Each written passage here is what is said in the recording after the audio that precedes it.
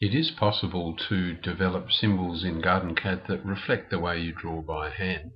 If we zoom in here, we can see some symbols that have been developed in a very nice hand-drawn example of a plan. And you might notice this symbol here, which has got a scalloped outer zone and 3 greenish panels within it. Let's zoom extents and let's zoom in on some of the symbols that we've developed. So here's our attempt to draw a symbol with a thicker outer line, scalloped, and some green bands within it. Here's a tall tree symbol there. Another tall tree symbol here that will, because it's on a layer, plant shadow layer, and we've got a particular grey colour associated with it, that will show a faint upper canopy. Here's a row that could represent some hedging.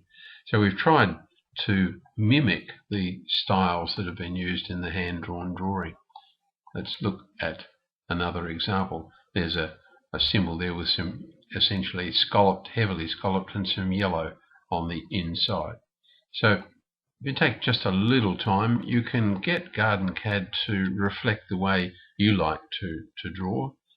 You might represent annuals just by coloured blobs, and you can pick up those coloured blobs, of course, and move them around and make copies of them and stamp them in. So you'll put some notation group of annuals through this zone here.